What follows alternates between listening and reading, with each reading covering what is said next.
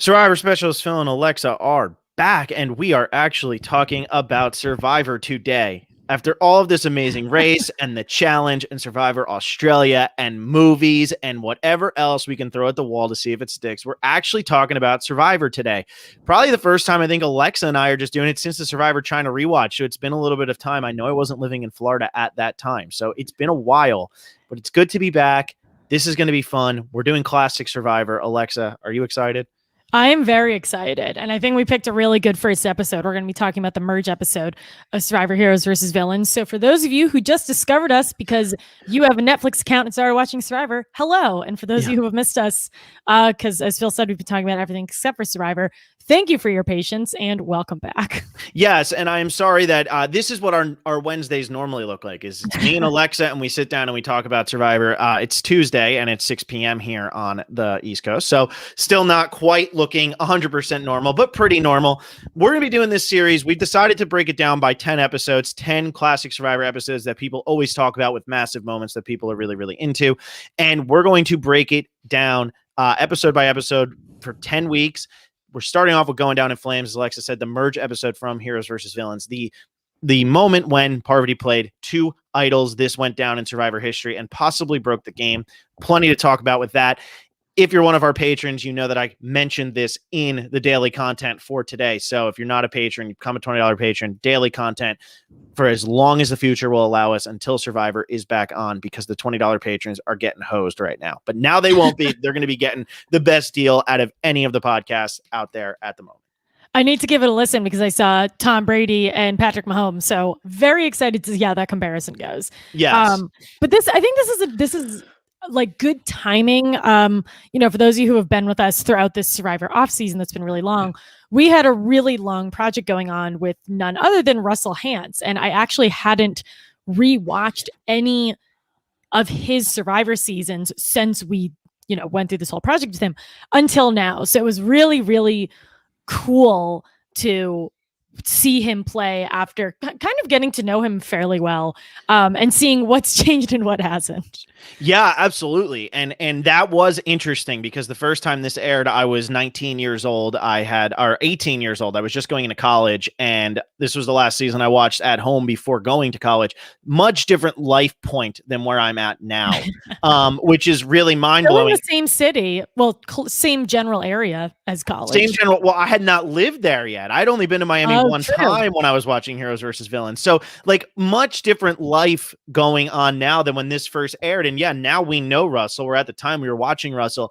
And I got to say, what stood out to me most in this entire episode is how many times do you hear, "Oh, I hate Rupert.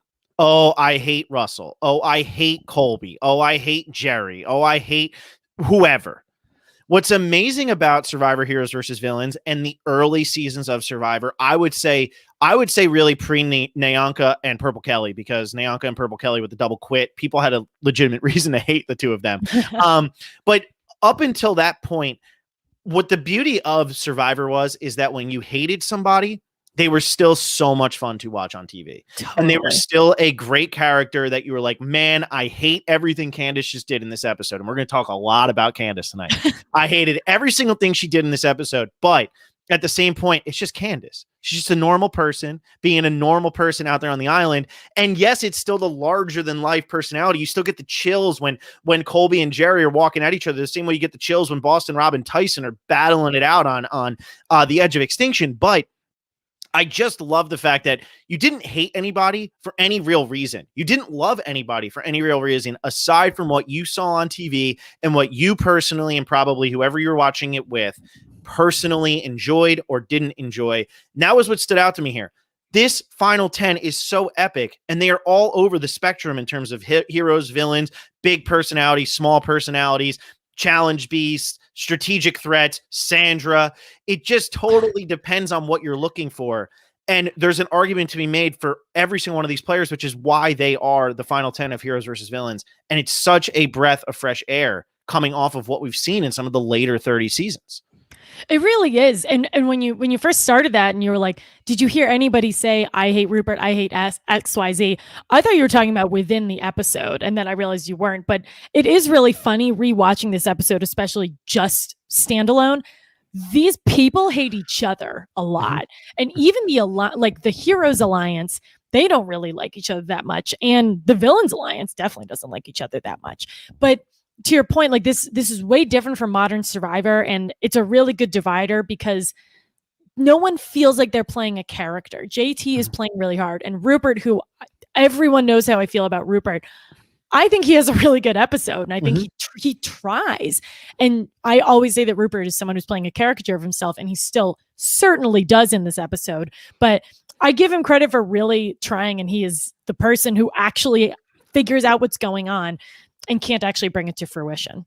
Yeah, and really, I would argue that this was the episode that really spells it out for you that Rupert and Colby are going to be the final two remaining heroes, because they're the only two who were being made to believe could actually pull something off and are seeing through it. JT is completely blinded. Amanda going over to Parvati being totally useless in this episode. A lot to talk about there. But I want to go all in on Candice real quick, because Candice single-handedly ensured that the heroes lost at Final 10. Because what was so wonderful for Parvati here is she knows that they're not voting Russell. Danielle wins immunity, so they can't vote Danielle. Parvati's getting all this from Amanda. Play it. I mean, Amanda with the worst poker face, arguably the worst gameplay Amanda's had in the history of Survivor, is in this episode. And therefore, when Parvati has the two idols, there's only two people to play it on. It's the only logical choices are Sandra and Jerry, because they're not going to vote for anybody else. If Candice doesn't step down, and by the way, Candice could have stood there for 4 more. She came down. She looked fine. She looked great. Everybody always is limping and, oh, I can't feel my calves, my feet. She just started walking across the sand, totally quits in this challenge. And it's the whole, I didn't want to be seen as a strategic, such a terrible move. And it really does cost the heroes big time. That whole situation encapsulates what, and I'm talking about Candice as a player. I think apparently, like I think Candice is a wonderful person, but this incident is all of Candice's 3 seasons wrapped into one. She steps down for kind of no reason, and even Jeff is like, "What? Hold up! Like before you leave, please explain why." And she gives I don't know if I'm going to use this phrase correctly, the most like milk toast answer of just like, I don't know. And it's the same thing like when she flips later on in the season, there's just kind of no obvious reasoning. And when she's given a chance to explain it, it's not anything satisfying. Not at all. And the fact that Jeff was able to ask her, hey, Candice, before you step down, and she's able to stop and look at him and be like, well, let me give my full answer. Oh, yes. And crouching. Yeah. Also, could you maybe I'll sip tea while I do. Like, she was blatantly not in any type of pain.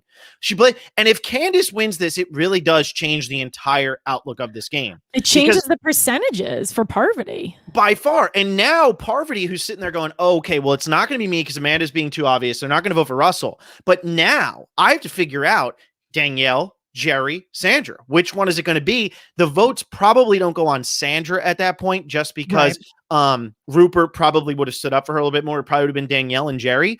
But it makes Parvati's life so much harder. And that's why, like, I love Parvati. I think I had her as my 4th best player of all time, something like that. It was up there, maybe 5, whatever it was. But this actually isn't that difficult of a move when this happens here. Because, like I said, this is the only thing to do at this point. Amanda is being so blatant that you're not going to play it for yourself. They're not voting Russell, because that would have been the logical choice for the heroes, but they hadn't seen Samoa. And for anybody who's just catching into this now, if you're 15 years old and you're just starting to watch Survivor, the one thing you need to understand is that they had no idea who Russell Hantz was coming onto this season. All they knew is that he didn't win and he was a villain, and that's why he was going on the villains track. They didn't know he was psycho villain. They didn't know how crazy he was. They thought he was a normal villain, like Jerry, like Boston Rob, like Courtney. But he wasn't. He was Russell, and he was a different breed that they didn't know about yet. And so when this plays out, the heroes don't think to vote for Russell. So really, this is so easy for Parvati to pull off, because she knows it's not her. It can't be Danielle. She knows they're not voting Russell. Boom. Got to be one of my 2 ladies. And then the second that because Russell gives her the idol after the challenge, the second he hands it to her, she's like, well, now I actually don't even have to try, because like you said, Amanda has the most but the worst lie she's ever tried to tell. And Parvati, like you said, like I think Parvati's an incredible player. It doesn't take a genius to know that Amanda was lying. Mm-hmm. And to me, like one of the biggest standouts of this episode is how blatantly cocky JT is here. And Rupert, again, he's, he gets his information from Sandra and he obviously believes it. But even JT is saying to Colby, he's like, isn't it funny that Parvati steps down and says it in the confessional and is like, well, anyway, so here's what our plan is. And they, like before this challenge, like they trick Russell, like they make it one step, but then once Parvati gets a second idol, it doesn't, it's completely moot. But I think they're just their blatant trust in someone who, to Rupert's point, is on the villains tribe. Like, why can't we just think about that for a second? Is really, really something. Oh, absolutely. Absolutely. And I think if they've seen the season, Russell gets 5 votes in this episode and he goes home. No doubt about it. And or he doesn't go home. It's a split between Russell and JT, and then they draw rocks, because they would have drawn rocks here. That absolutely would have ended up happening. What's crazy though is, because of the way that it went down, let's say they had seen Samoa, right? Everybody watches Samoa. The only person who would have been in danger with rocks would have been Parvati from the villain side. Everybody else would have been on the hero side. Parvati probably ends up playing an idol for herself in this situation in order to not be in danger, because everybody else, Russell would have been safe, Danielle would have been safe, Jerry and Sandra. So it would have been Parvati and four heroes who would have been in the danger. Now, granted, this is a lot of what ifs. Sandra also probably would have voted out Russell. Right. No doubt about it. But I have to say, going to JT, I always defend JT. I think JT gets a really bad rap in the community. His first season is absolutely dominant. And what he did in this season is actually really great. It's very impressive. It's very impressive. He's just a step right here behind. And it's again because he didn't see Russell play. And I don't think people give enough credence to that JT not watching Russell play, it totally makes sense. Remember, in Survivor All-Stars, you had your villains, but they weren't like mean people. Russell was, Jeff says it in the Samoa pregame. Russell's the closest thing to pure evil they've ever had. And so what JT does to give him that idol, that's not just JT's decision, that's everybody's decision. And it really does make sense, because it looks like it's a female versus male thing, and they didn't watch Russell play. Had they watched him play, they never give him that idol. It never happens. So we're watching as the audience saying that, I miss that JT. I don't think we ever see JT play again, but I think he gets a really bad rap for Game Changers, and I think he gets a really bad rap for this game. He plays to win the game. He makes the big decisions. He goes all in, and I think people kind of knock him for that. I don't knock him this game whatsoever. His Game Changers game, I don't think is good. Him going home with an idol. Yeah. But again, that's not what we're talking about. But one of the first things that I wrote down was, I know how with this series we're sort of going to try to see what these episodes, like the implications that come out of these for the future Survivor. I think it is so, like, you look at the winners, you look at Parvati, and she's a social leper. Nobody wants to talk to her. And you think about JT, who's a winner, and everyone is completely wrapped around his finger. And I think that again speaks to how good of a player JT is, and especially how good of a social player he is. And I think we haven't had a ton of opportunities to see this, because we haven't had a ton of standalone winners back, not including Winners at War.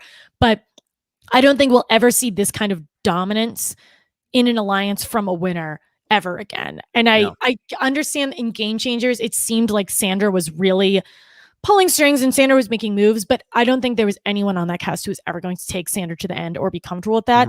I think people would have been okay going to the end with JT, which is crazy impressive on his part. Well, because he played into the egos of the heroes. And again, the reason the heroes lose this season isn't because, there's a lot of factors in here, but it's their egos.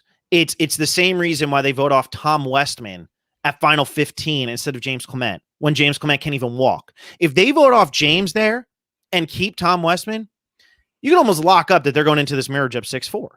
Seriously, because they go on the epic run after they vote off Tom, because then they end up voting off James right after that. But maybe it would have been tougher because there was that whole thing with the individual immunities, but that's not the point. All of that's just to say that they lose because of their egos, because Rupert won't listen to Sandra when Sandra is giving him the answers to the test, and Rupert's still putting down a different answer, because Amanda thinks she can lie straight to Parvati's face, and Parvati's too stupid to pick up on it, despite the fact that they lived together for 39 days in one season, and clearly Parvati knows her tells. And clearly Parvati beat her. Like Parvati literally beat Amanda. Like one-on-one. Yeah. So I'm completely with you. And to your point about Sandra giving Rupert the test answers, Sandra has a quote like kind of right before they go to tribal council, and it's good. She's like, I gotta stick with Russell. And she says it twice. She's like, I gotta stick with him.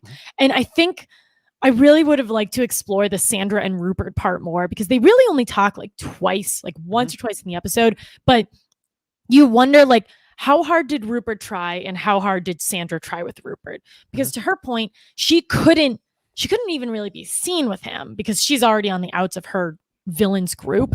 So I wonder if the two of them decide to throw caution into the wind and they bring in Sandra, how this would have switched. But I think it never would have gotten to the point where Sandra would have interacted with anybody other than Rupert, because I don't think JT would have given her the time of day. JT wouldn't have given her the time of day. And what's funny is they would have used the same argument against Sandra that Rupert was trying to use against Russell, which is she's a villain. And JT would have been like, she's a villain. She's a villain. The other thing that made it easy for Russell to pull the wool over JT and Colby's eyes is they're Southern. All three of them kind of come from the same walk of life. And you hear JT in this episode say he's a good old country boy. That means a lot to JT. We might not understand that, not being from the South, but it's the same thing. Colby comes out season 2 with the Texas flag as his luxury item. Well, now he's got Russell, who's also from Texas. That's going to automatically be a bond. And I think that's why it was easier for Russell to pull this off. If this is a guy from New York City, they might say, man, this guy's kind of a douche. If it was Dom Abate, they might be like, you know what? I don't buy it. He's too fast talking. I don't like it. But Russell really leans into it. And again, this goes back to how great of a player Russell is as well. When he's milking that to Colby and JT and Rupert, they're finishing his sentences for him. And he's agreeing with it and going along with the lie. Like, that's unbelievable Survivor play, to be able to lie that easily. No, he does not deserve to win this season, but at the same time, he really does do a great job of making sure the villains right here at this moment, everybody gives Parvati the credit for what happens here. But in reality, it is Russell who makes this happen, because he gets the second idol, and because they get so confident in Russell, they don't put a single vote on him, which would have totally blown this game up. I think what's really impressive, like when you're talking about that specifically about how they are finishing his sentences, they obviously, at the beginning of this, they're like, okay, well, it's weird that Parvati's here. So they already have a story in their mind. They're like, okay, Russell played the idol and Parvati played the idol. And JT says, okay, there are no idols in the game. Like, how wonderful. And again, like, this is something that I would really struggle with. But when Rupert and JT were like, well, who voted for this person? Who voted for Courtney? Who did this? Russell, like, only had to half answer, because Rupert was like, oh, well, actually it would make sense if 3 people put these votes on Courtney. So no, like, he didn't even have to really think that much about it. And what does that come back to again? The ego. They're telling Russell what they think happened. And Survivor Gameplay 101, and this is why I had Rupert way further down my list. Survivor Gameplay 101 is hold your cards close and let them tell you what's going on. Catch them in a slip up. Catch them in a mistake. And instead, Rupert and Colby and JT are giving the answers. And Russell just has to agree with it and say, yeah, that's what happened. And by the time they start second guessing it, it's too late, and it's already so inflated in their minds that they're just like, forget it, it's over. And to go back, like, Candice is really the only one we don't hear from in this episode in terms of what's going on. And I think her ego problem, and again, I'm going through this, so I'm not saying that in a negative, but it sounds like a negative. Everyone on Survivor's got an ego. Yeah, but her ego problem in this episode is she thinks she's so threatening that she has to look unthreatening. The truth is, Candice didn't have a target on her back at all when that merge hits. Like, there's nothing on. She is the 10th biggest target out there, maybe the 9th with Danielle. Like, that is it. And yet she's downplaying herself, which hurts the heroes here. And it's so crazy to watch how the heroes just self-implode. In every scene, it's like watching a Game of Thrones episode where that somebody's going to get, like, you're rewatching it and somebody's going to get murdered. So you watch the whole episode building up to that murder and you're like, yeah, no, they're doing everything wrong. Of course they're going to get murdered. At the time, it's shocking, but really you're like, no, of course. And that's what I have 2 points here. But what I like about this kind of episode, we don't get it really often. This is like the Eric Reichenbach episode, which I assume we'll probably end up talking about. But you walk into tribal council as if you are knowing exactly where the votes are going to go. There is no surprise. And we always say that Survivor is like trying to make a surprise out of every single vote. It is like it behooves this episode for them to just put it all on the table and say, look how absolutely stupid these heroes are. This episode is better because of how obnoxious they are. And what's funny with the Rupert comment that you said, it is funny to see this regression between Rupert and Russell, where the way this season ends between the two of them is Russell gets tricked by Rupert having a rock in his pocket. Yeah. I know. And again, like, that's why, like, we still hold all these players in such high esteem, is because they all are still thinking, even when they get duped, they don't give up, you know? And I love the Colby thing. So if you're a new listener, I love the Colby thing of I gave up and then I got up. And it's like one of the best confessionals in the history of the show, because it's so great. Even though it doesn't lead to anything, it just shows that even Colby, who on this season, you could argue is the biggest dud ever, because of what he was supposed to be from season 2 and what he is in season 20, is still better than 90% of the casting choices they've made from season 21 on. And I would fight that to the death. That's just, our expectations were so much higher in this season. And the sickest, saddest part is this.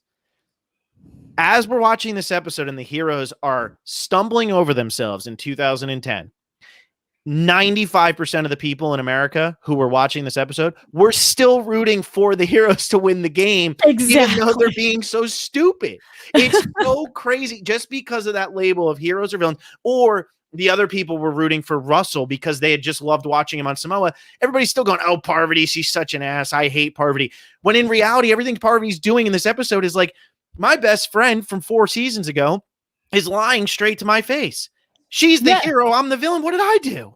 It's like the complete opposite of, you know, like we haven't talked about the premiere, but it's like, really, Cerie's a hero and Parvati's a villain. And to your point, Parvati's like, I have literally no friends. Like, she's telling people she has no friends. She eats a banana, and Rupert, she may as well have smacked Rupert's child after she eats that banana. And then even Jeff at Tribal Council has the sickest burn and says like, oh yeah, you must be used to getting attention. I'm sure this is really difficult for you. Yeah. And I love when she's like, well, so funny. Well, yes, true, but no, Jeff. Like, she's like, you get me, Jeff. I love that reaction. I think that reaction is so perfect. But they have such good chemistry. They have such good chemistry. That's the thing too. Everybody on this season just has so much chemistry, and this will always go down as a top 5 episode for I would say 95% of or more. I'm throwing out percentages like crazy, but for most Survivor fans, this is going to go down as a top 5 season. Unless you really, really hate certain players on this season. I mean, Sandra's super under-edited, but you still are so satisfied that Sandra ends up winning over Russell because it just feels so good great at the end. But I do want to make an argument here that's a little contrarian, and I want to see what you think. Hit me. And I don't, maybe it's not contrarian. Maybe I just don't go on message boards enough. But oh, you just said the word message board. Well, that shows how little you've been on message boards. Well, you know what? I see what Reddit just did to the stock market. I don't want them to do it to me. So like, we love you, Reddit. Keep Reddit, you're my favorite again. You're doing great. But anyway, I would argue that the idol play by Parvati, while it's a phenomenal move, is actually the moment that was the point of no return for Survivor. And after that, it was all downhill. Now, there's still great seasons. There's still Tony. There's still all this stuff. But from an actual what Survivor is, that was the turning point in the game that made it something completely different. And there was no going back from there. What part of it? The fact that when she plays the 2 idols in the pregame, all Jeff talks about is how there's going to be a moment at Tribal Council is going to blow everybody's mind, blah, blah, blah. All the hype was about that. Jeff calls Parvati one of the greatest players of all time because of what she does at that. The promotion was all about that. Every season after that, Survivor was trying to replicate this play by Parvati. And that's why we see so many idols in play all the time, so many advantages in play all the time, because what they're hoping is going to happen is something this magnitude. But what has actually happened is the reason this was so epic in season 20 was because it was the first time it ever happened. And now it has gotten very, very stale because now everybody's there's always two idols being played. But this was the moment, because after this, idols are just everywhere on Survivor. And I think it was because they were looking for this again. What was the first season that had multiple idols? Wasn't it Fiji? Because there was like a super and a non-super, I think. Yeah, because Yao Man had one, and then I don't know. I don't think Earl had one. Earl did have one. I'm trying to think. Okay, so yeah, because I'm trying to think, like, were there other opportunities for this to ever happen? But I'm sure they existed, but never. The talent pool just wasn't as good. Yeah. Like when you have players like Parvati and JT and Russell and all these people going at each other, that is going to come about. So I get what you're saying with that. I think, this isn't so much the case with like Eric. I'm trying to think of other situations that have ruined Survivor, but I guess to me, it would, like, in addition to that, it would be Russell playing or Russell beating the idol game. So to your point, like, now everybody can dig up 5 idols. That's not one thing anymore. Now everyone can have a David versus Goliath, vote steal, nullifier, idol. That it, like, we are jaded because that was the best episode ever. And my thought process is this, as I'm watching this episode, because this is a breath of fresh air to sit down and watch. I haven't rewatched Heroes versus Villains in so long, and it just feels, just to pick up and watch one episode, it's like, oh God, that's what Survivor used to be. Like, that's the fastest 40 minutes of my life. I couldn't believe they were going to tribal council already. But my question is, this is like the drug addict who gets the fix and then constantly has to keep doing more because just to feel the same level, just to level out even, when can we ever get that high again in Survivor? Like, what is going to be the thing that brings that high? And I'm not saying that we're going to get the answer on this episode, and we're not going to get the answer on this episode, but it feels like from that moment on, and that's why this is a classic Survivor episode and one of the all-time most memorable episodes in the history of the show. Everything was chasing that high, and we still have never gotten there again. We never have, whether it's Wentworth does not count, the idol nullifier, whatever it is, Tony winning at Final Tribal, beating Sarah in Final Four, all that. It has never, ever felt like that moment again. So I think I felt that with Wentworth does not count, not as close, but close enough to me. And maybe this is the same for you, when Wendell and Dom tied. That's interesting. That was the only... because to your point, that had never happened before. And like Ben winning a fire making challenge, people have won fire making challenges before. So Wendell and Dom tying is something that people had talked about forever and never thought it could actually come to fruition. It was the perfect tie. I think I can't think of what I don't know. Like, we can't think of what we haven't seen yet, but this is going to make me sound like such a like crusty podcaster, but I think when it comes to the editing and when it comes to like, okay, guys, like huge tribal council coming up, like we're going to give 40 minutes to let everybody yell at each other and vote out Julia Carter unanimously. Like, I know it's coming. Like this Parvati situation and this Dom and Wendell situation, it was built up, but they happened really naturally. Parvati is the best person to give the, like, you know what, Jeff, and like do the wink and do the whole thing. It was the right person. It's hard to recreate another Parvati and another Dom and Wendell. No, that's a really, really good point. And the Dom and Wendell thing is definitely up there, but that's also such like a random moment. Like that's just so random. It's just out of nowhere. When nobody's like, when that happened, like now, if that happens again, I'm still going to be stoked because you're going to be like, who's going to end up winning this thing? But it is really awesome. But if you notice, what's also interesting about this episode, the entire conversation in this episode, about idols. Every minute of this episode is about idols. What do we complain about now is what is like, oh, it's always about idols, it's always about idols, it's always about idols. Russell was doing this in Samoa for sure. This was the first time that it really was all about idols and had that massive payoff. And now when it's, oh, we're going to build up to this and all that, it's just, you're numb. It's like watching a passing touchdown now. You've seen it a million times every season. It's not as cool. People are breaking records that used to stand for 20 years and now they stand for 1. It doesn't mean as much.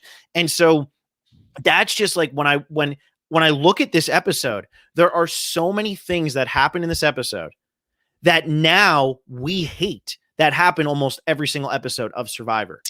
Yeah. And I think that's not a knock on the players who have done this. And there have been so many other amazing idol plays and duping and the whole thing, but it's not their fault that it's not impressive. Because, absolutely. Like you said, we've watched this for the past 10 years and no one's ever done like exactly what Parvati's done, but people have done similar and it's still impressive, but it's just not the same. It's not the same. It really isn't. And whether that happens too, because it's a culmination of Parvati had played 3 seasons. Russell was coming off 108 confessional season.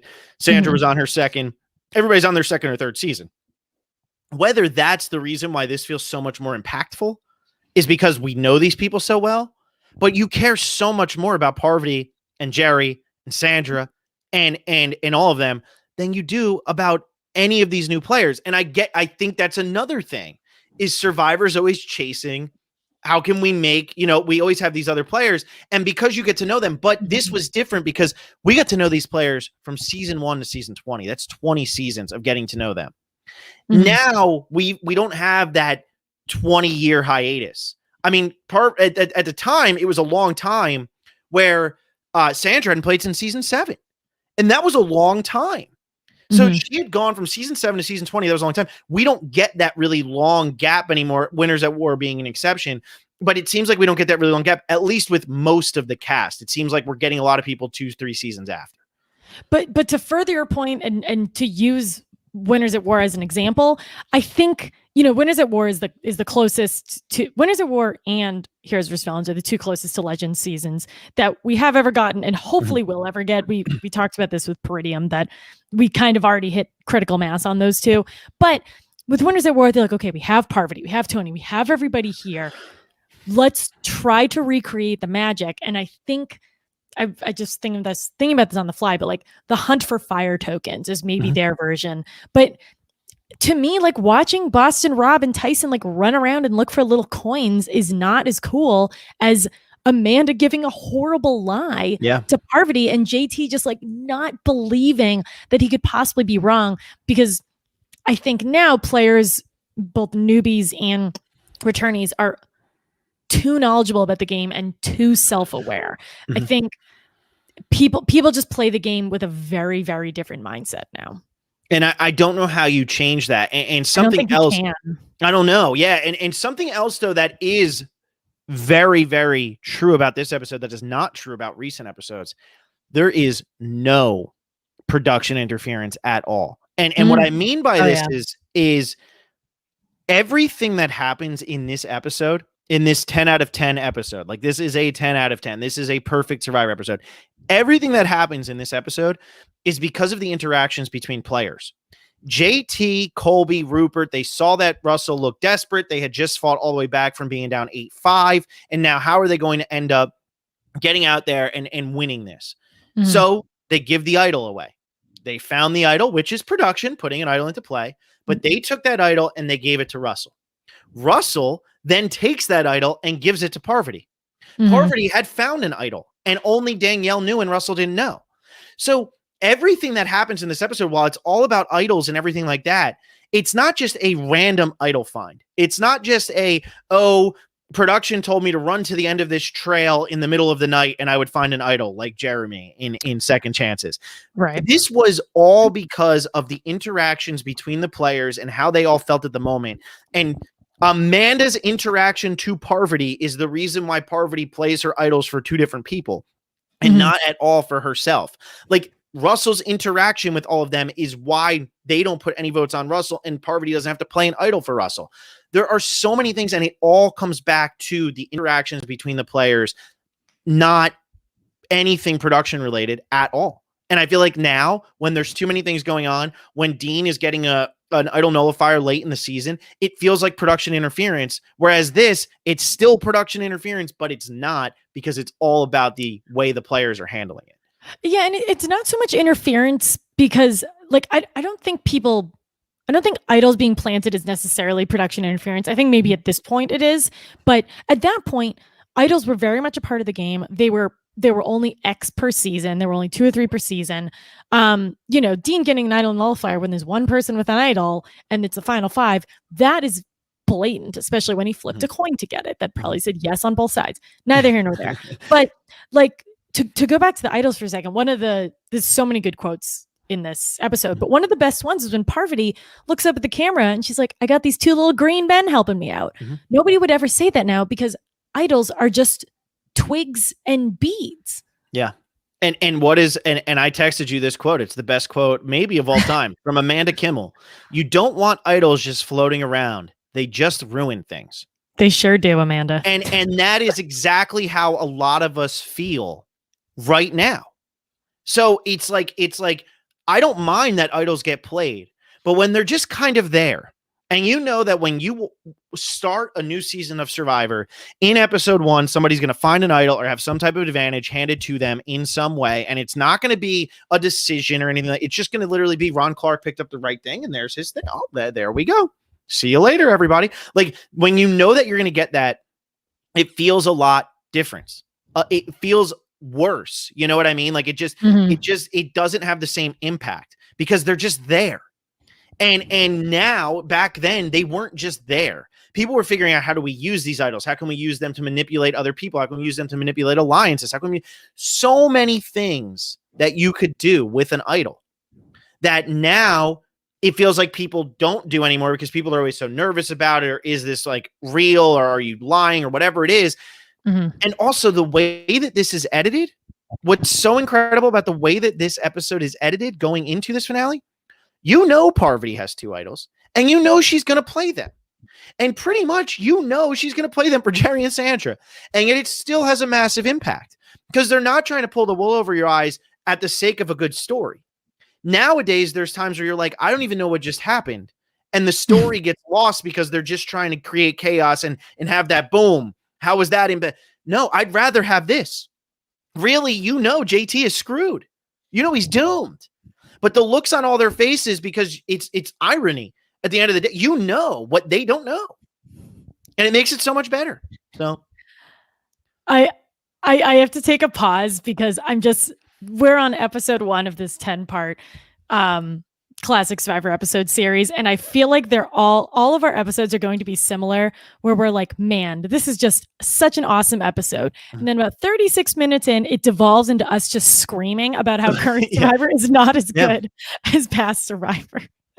Well, and I love it. But seriously, like, this is why, like, for something like David versus Goliath, great season. But it's also why I don't put David versus Goliath in that upper tier yet. I want to see how I feel about it later down the line. You put on Heroes versus Villains. You put on this episode like I did today. Haven't watched Heroes versus Villains in years. And I sit down and I watch this episode today out of the blue with no buildup. Don't watch the first 9 episodes of the season. I'm not going to continue the season. And I was transported back to 2010. Like, I just felt, yes, this is the height of Survivor. Idols, strategy, alliances that are real, relationships that feel authentic. That is what we want. That is what we really, really want. I would rather have 5 minutes or 5 seconds dedicated to Jerry calling themselves the all villains and Rupert and Colby and everybody getting so mad at her because, oh, here's pissy Jerry. I'd rather have that than, oh, I got this advantage menu and I think somebody else has it now and I have no idea what's going on. Like, I would always rather have that little moment that ultimately means nothing, but I would always rather have that. Absolutely. Completely with you. So that's how I feel about all of that. I know this, but go ahead. No, go ahead. I feel very impassioned. Well, what I have is actually a complete derailment of the conversation that we are currently having. One of my notes, because I've been too nice to Rupert. I just think it's really important to note that Rupert, who was given $1 million because he is so incredibly popular, and Rupert, who was on the Heroes Tribe, quote, referred to Parvati and Danielle as pains in the asses, and then said, quote, don't trust that B word, as soon as she played her idol. So just want to know that I just want everyone to know that he's a hero, and he is the most popular, kindest player in America. You know what makes me laugh though? Sandra probably went back to camp that night and goes, hey, Rupert, isn't Parvati such a bitch? Like, that's probably exactly. But it's funny because that's what we love about Sandra. And Rupert can't do it. See, it's that whole thing of like, like in society, be like, what can men get away with that women can't? Or what can women get away with that men can't? And Survivor has that going on too, where like Sandra could get away with that. But if Rupert or Candice say that, you don't appreciate it. Like, you're being a dick, Rupert. But Sandra says it, you're like, oh, she's so funny. Like, it's so amazing how that perception is. And I don't know if you listen to the final words, but JT literally goes, and never trust a woman. You should never trust women. And I was like, this guy is speaking truth, right, Alexa? I know. JT is like speaking my language. No, so I got that too. And McKenna's in the chat right here, and she would laugh at me because she knows I never watch the final words of any. I haven't watched any of the Australian Survivor episodes that we just recapped. But when JT said that, I was like, my God, that is a beautiful moment in time. Absolutely. Oh, absolutely. And so it's like, it's so funny though, because again, he's a hero. Parvati's a villain. What did Parvati do? Right? Like, what did she really do? She had Black Widow associated with her in some way because Sari was a villain, and now Parvati takes the blame.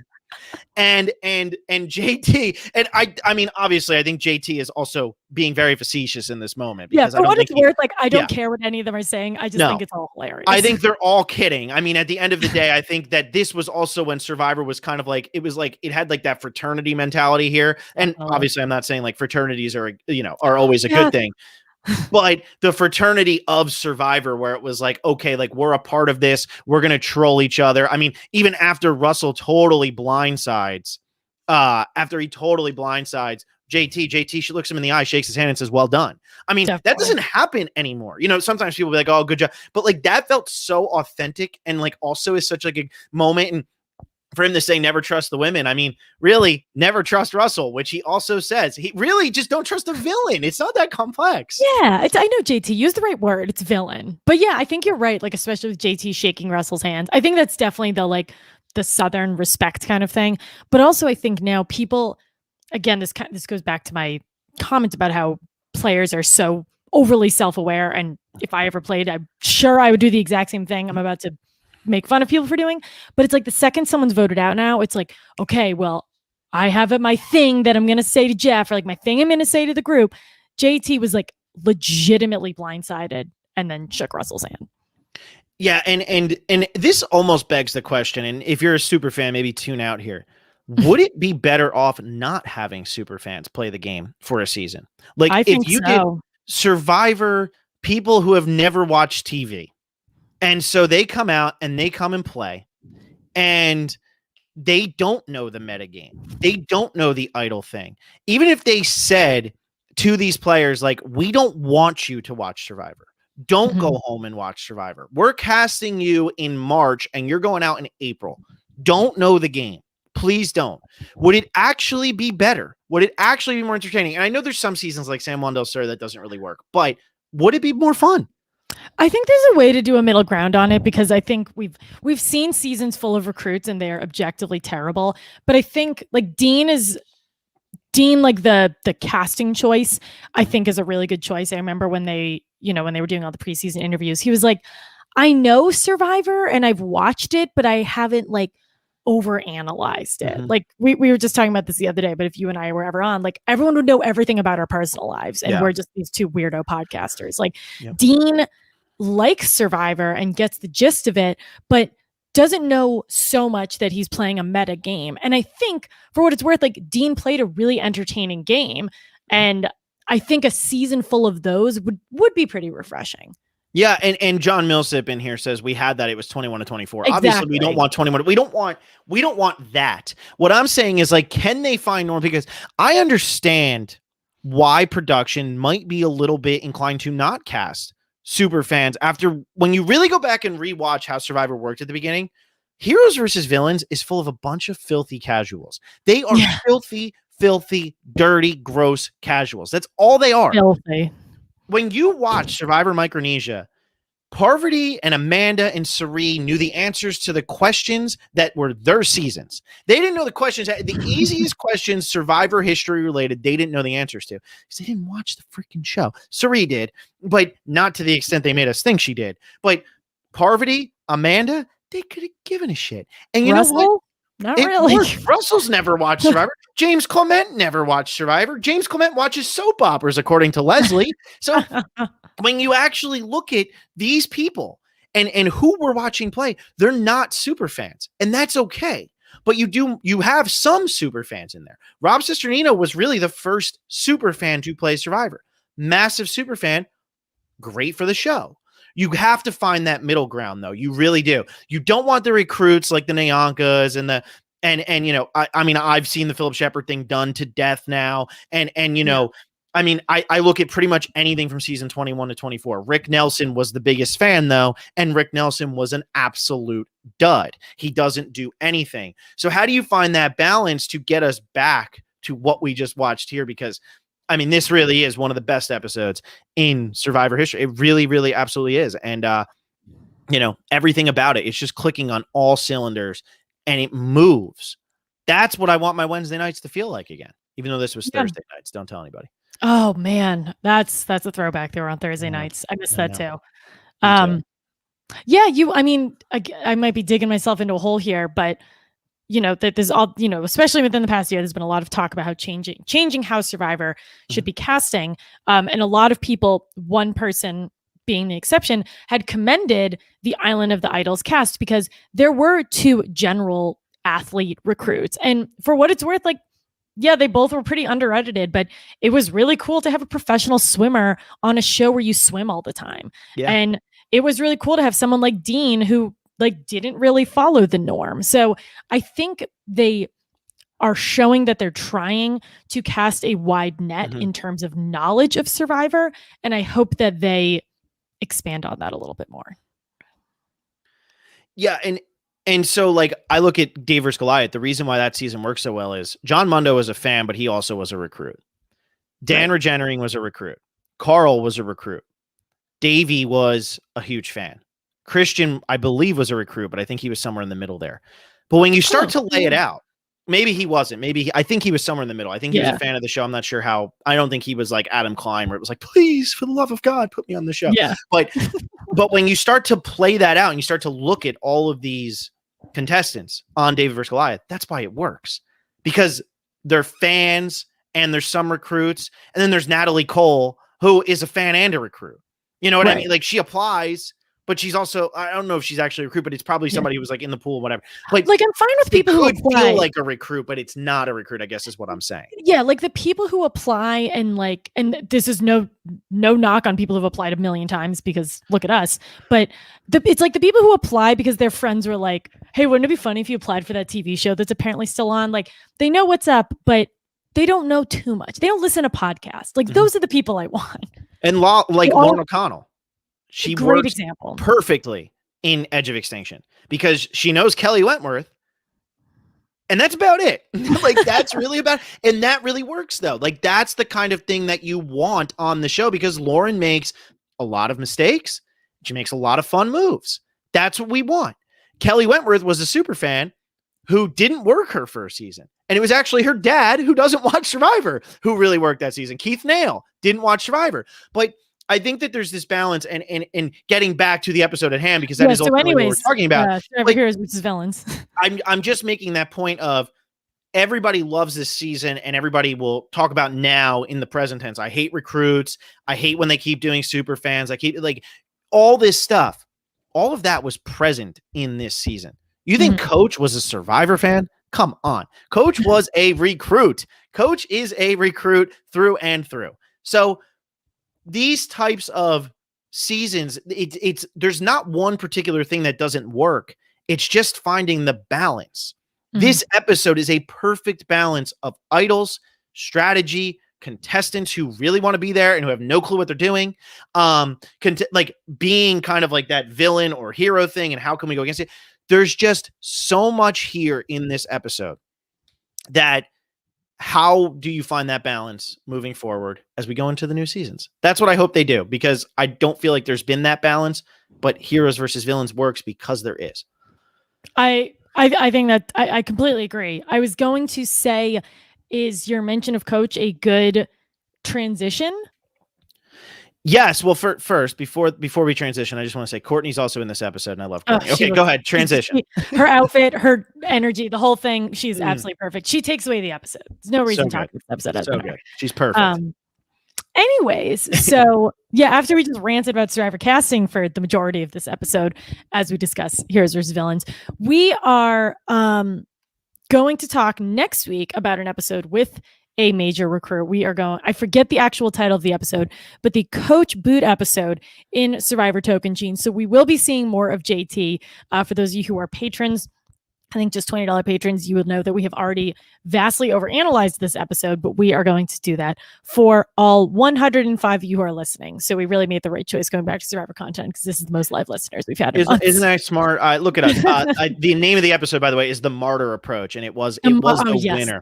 It was the winner for our. We voted this as the best episode in Survivor history. Yeah, it had everything. And if you haven't followed that, go be a patron, $20 patron, because you can listen to the entire bracket. It was really fun. I know. I think you already said that, but it was cutting out. It was your number one. It was my number two, but we'll probably end up talking about both the episodes. So yes, absolutely. So yes, that will be fun. And yeah, I mean, that's another iconic episode. And again, I think it totally changes the course of Survivor because we had never seen an episode so heavily focused on just one character. And look at what comes in season 19. Look at what comes in season 20 and look at 21 and 20. I mean, it's just insane. It really is insane. And I mean, for as great as the golden years are from 15 to 20, 18, 19, 20 is really when it starts to change into what we don't like because a lot of the big moments that we loved, they paid attention and have now become stale. But it's going to be fun. That'll be a fun episode. It's going to be really fun. It's going to be really good because I cannot stand this version of Coach and Phil really loves it. So this will be a really fun one. So make sure to tune into that. We're going to keep it probably at the same time this Tuesday at 6 p.m. Eastern time slot. Phil, what else is going on? Because a lot of what's coming up is you-centered. Yeah. So tonight, John and I at 8:30 are going to be talking about Toy Story and The Wrestler. It makes no sense why those two movies are together, but they're both our number 99. We're going through our top 100 movies as more of Surviving Without Survivor content. We're just trying to put out as much as we possibly can. Then tomorrow night, as long as my schedule doesn't change right now, it's looking good. Annabelle, John, and I will be live after the challenge, recapping that. That has been a lot of fun. If you are watching the challenge, it is fun to tune in, so make sure to do that. Other than that, go check out some of the other stuff. I know some people in here were saying, somebody was saying, got to do the James with Two Idols episode. Alexa and I just did a Survivor China rewatch. So if you want to go and relive Survivor China, we had Leslie Neeson, we had PG on, we had Sharia on. So we had some of the cast members on there during their boot episodes at various times throughout the season. It was very, very fun. So go check out that playlist. We just interviewed Will and James from The Amazing Race, the winners of The Amazing Race. And we also interviewed Hung and Chi, who were third place on that season. So go check out all this stuff. We did Surviving Without Survivor, where we recap Disney movies. Like Alexa and I have been doing as much as we can to keep everybody as into it as possible. Alexa was doing Australian Survivor, which she just wrapped up with McKenna. So many playlists, so much content for everybody to keep an eye on. I know we are the Survivor specialists, but we're trying to survive until Survivor actually begins. Plenty of random stuff out there. We sure are. We sure are trying. And Abby McHenry makes a good comment that I saw in the Amazing Race Twitter today. There's an Australian Amazing Race. So if we ever feel like being really crazy, we can always combine those. But I am continuing my international Survivor watches. I'm taking a few weeks break, but on Tuesday, the 16th of February, Intern, who I'm sure you all forgot existed, is going to be back with me to recap the 6th season of Survivor South Africa. I tweeted about this last week and that won the vote overwhelmingly. So we're going to give that a shot. Please no spoilers. I don't know anything. Won't be as bad because there's only 13 episodes instead of 27. So make sure to tune in to that. And as Phil said, we have a lot of past content. We have a lot of future content. We talked to Peridium last week and he was awesome. So follow us on Twitter, like us on Facebook, follow us on Instagram, and become a patron because right now, if you're a $20 patron, you will get daily content for pretty much the rest of your life. That's what we're hoping. Because Survivor won't be on.